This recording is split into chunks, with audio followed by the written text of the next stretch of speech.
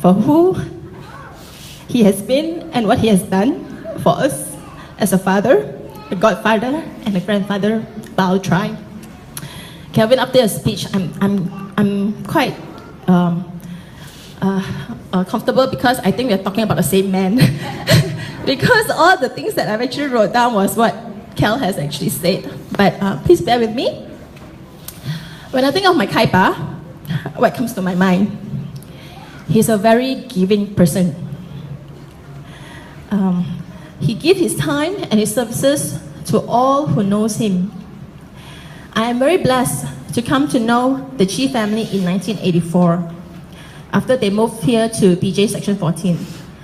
Audrey was my classmate since I'm 10 years old. I'm also very young now, actually. Yeah.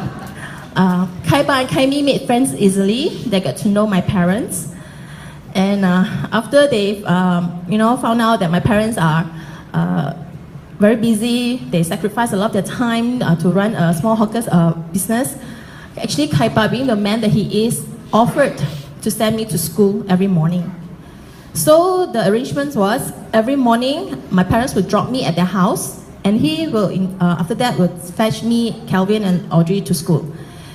And after my parents dropped me, actually every morning, my Mr. Milo man will always make me drink Milo every morning. So his Nestle colleagues, I think he's a very truly loyal Nestle man. Every morning he makes me drink Milo. That's why I'm, Sehat dan kuat. Yeah, that's my.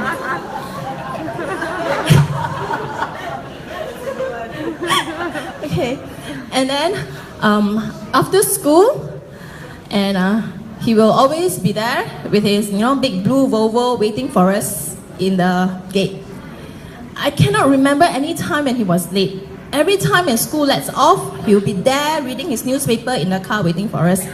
That's why Audrey and I don't think so we got a chance to hang out and check out guys. That's why during primary school we never had any boyfriends or anything like that. Because he's always there. That's the image that I have of my Kaipa. Okay, he also ferried us to church, youth meetings, Royal Rangers activities, willingly.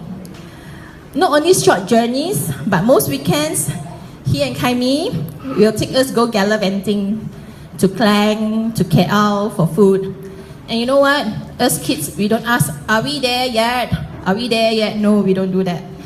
Kelvin, Linda, myself, Audrey, we will always sing worship songs in the car. We will worship, and then until we sing our heart out and things like that. And Kaipa will be just driving his car, That's his trademark. Okay? Actually, it's evidence even in his grandchildren now. Actually, in fact, this morning I asked Naomi, what do you remember most about Yeye? Straight away she said, his kindness. He always sent us everywhere. He's the only one who fetches everyone around. She really stresses the word always, and the only one, because he truly is a person who ferry us everywhere. Even Easy also shares the same sentiments.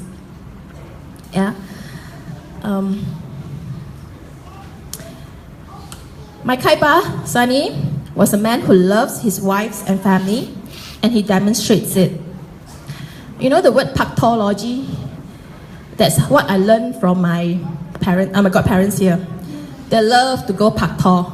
Since I was a teenager, when I go to all these places and say, where they? Pakto, out there, pakto. But during some of their pakto time, they will have to lug us around. Kelvin, Linda, Audrey and myself.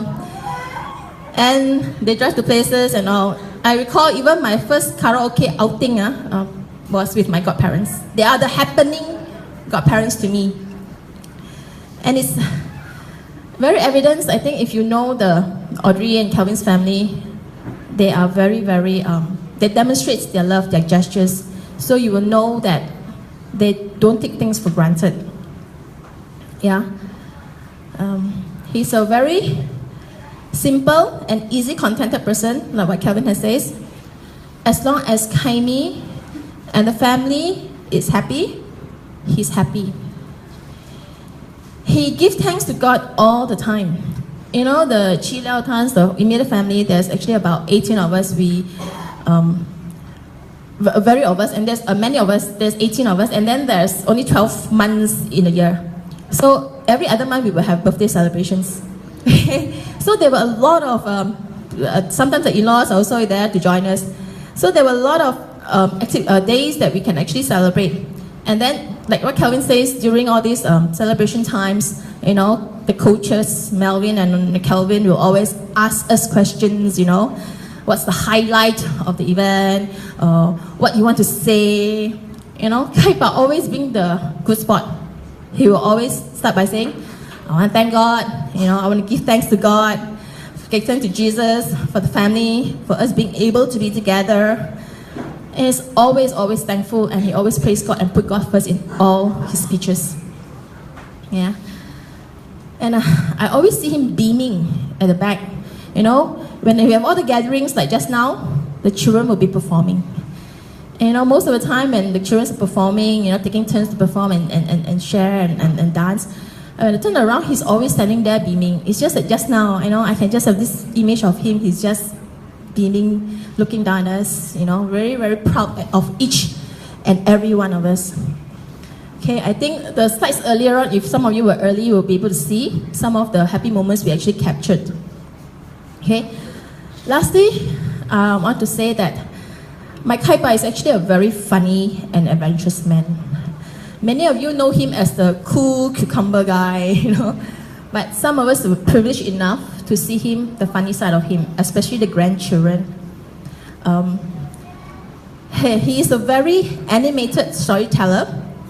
I remember I discovered this when I was walking Caleb and Chloe to school in Melbourne sometime. As we were walking there, suddenly Caleb said, Goma, there's dragon under the streets. I'm like, what? Who told you that?